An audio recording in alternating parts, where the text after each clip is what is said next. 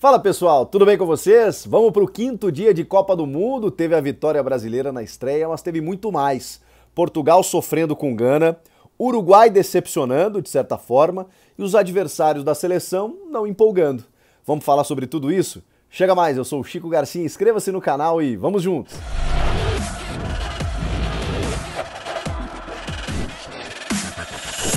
Vamos começar pelos nossos adversários, Suíça e Camarões, vitória suíça com um gol de um camaronês, olha que loucura, ele nasceu no país africano, o Embolo, e acabou marcando o gol da vitória suíça no comecinho da segunda etapa.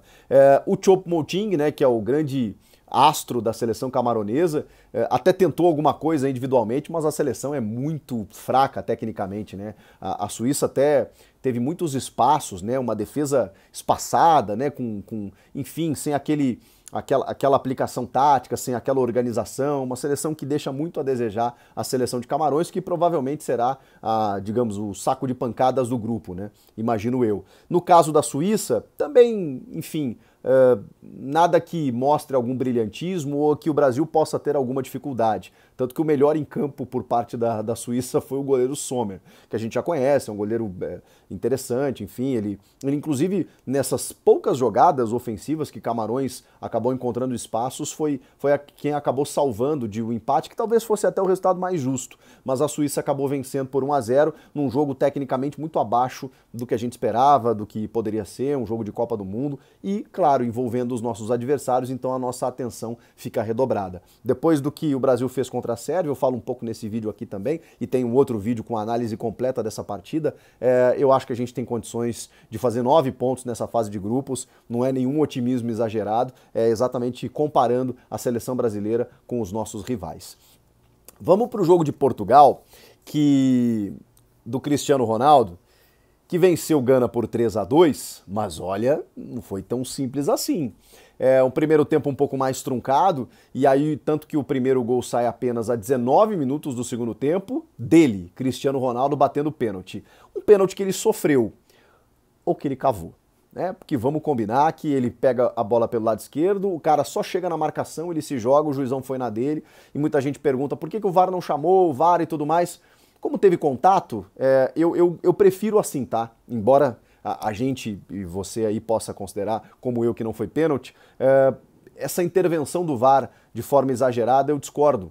Se teve o contato, respeito o que o juiz viu no campo, o erro foi dele, tá tudo certo. Ah, mas foi um erro claro. Seria um erro claro se não tivesse nenhum contato. Como teve um contato, ele interpretou que foi pênalti, tá tudo certo. Não acho justo chamar o árbitro para uma segunda interpretação. Mas é fato que não foi nada. Aí o Cristiano faz o primeiro gol e é o único jogador na história a marcar gol em 5 Copas do Mundo. Mais uma vez, ele está na história, mais uma vez batendo recordes. O Cristiano Ronaldo que disse, inclusive, que se Portugal vencer essa Copa, ele se aposenta e já rescindiu aí com o Manchester United, cabe no seu time. Tem o Al Nassr aí e o Newcastle interessados, eles são, né, propriedade do mesmo príncipe saudita, por isso, né, que talvez os únicos aí que podem pagar o que ele ganha, 500 mil libras por semana, não é pouca coisa. Mas enfim, aí Portugal abre o placar e na sequência Gana empata, com o Ayew, o primeiro gol africano nessa Copa do Mundo. E aí já mostrou que o seguinte, Gana não ia se entregar tão fácil. Só que aí vem o João Félix que faz o segundo, vem o Rafa Leão, o jogador do Milan, que faz o terceiro, e até num lance ajustado de impedimento, mas estava legal. E aí Portugal, né, tá construindo a sua vitória, e depois o Bacari faz o segundo, só que aí já tá lá nos acréscimos e tudo mais. Mas foi assim, no sufoco, no limite, que Portugal, uma seleção badalada, né, com o Bernardo Silva, com o Bruno Fernandes, com o Cristiano Ronaldo, com o João Félix, com o Rafa Leão, uma seleção bem interessante, mas que sofreu no primeiro jogo, como várias seleções sofreram. Por isso que eu acho que quando a gente usa a nossa régua para criticar a seleção brasileira, a gente tem que olhar outros rivais que estão tendo dificuldades contra as seleções menores, que são competitivas, que estão encarando de frente as grandes seleções, numa Copa física, numa Copa de entrega, numa Copa que está no limite. Então a gente precisa entender isso também quando a gente volta, né, quando a gente se volta para a seleção brasileira.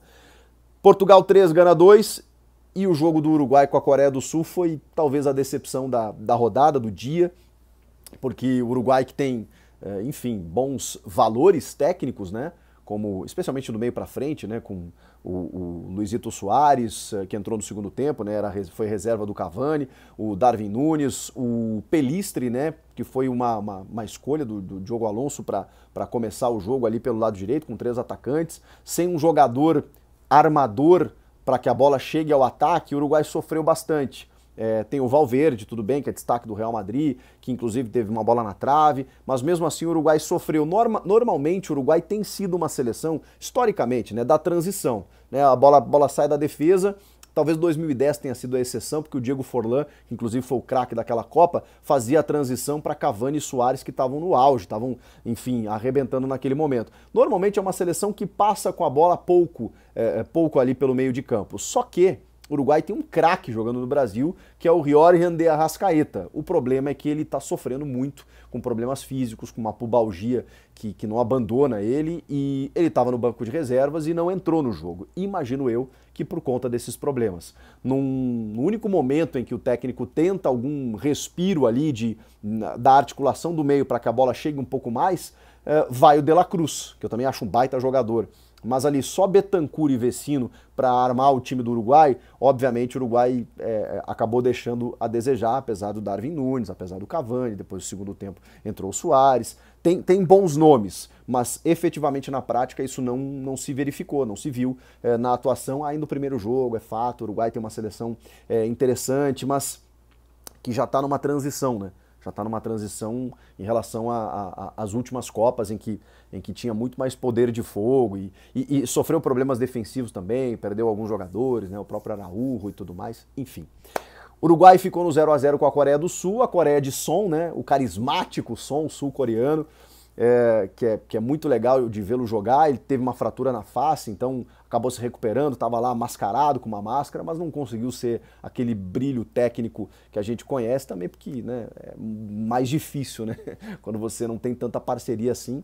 De qualquer forma, as duas seleções ficaram no empate. O dia também marcou, claro, a estreia da nossa seleção, 2-0 sobre a Sérvia, um jogo que começou difícil no primeiro tempo, se abriu no segundo, com 2 gols do Pombo, 2 gols do Richarlison, 2 participações do Vinícius Júnior, uma num chute que deu rebote, na outra um cruzamento de 3 dedos perfeito para um giro espetacular, num gol de voleio do Richarlison, maravilhoso, um golaço, talvez o gol da Copa até aqui. Preocupação com o Neymar, né, que sai machucado, com o tornozelo com uma entorse, provavelmente, né, vai ficar de fora do próximo jogo, e a gente tem que saber o nível dessa lesão para saber se ele não está de fora, inclusive, da Copa do Mundo. Danilo também sai mancando, mas o Brasil com muitas opções. Entram Antony, Martinelli, Gabriel Jesus, o Fred, toda essa galera, o Rodrigo, fazendo ainda mais, criando mais oportunidades para o Brasil, que dos 2-0 a gente percebeu que poderia ter sido muito mais, né? O goleiro teve que trabalhar, a trave também trabalhou, Casemiro jogou demais, Thiago Silva também, uma atuação muito consistente da seleção brasileira,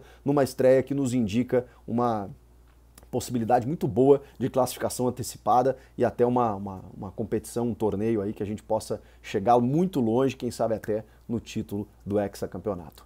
O que vocês acharam do 5º dia da Copa do Mundo? Faltou algo a dizer? Algo surpreendeu você? Algo decepcionou? Deixa aqui no comentário, inscreva-se no canal e eu volto na próxima. Tchau!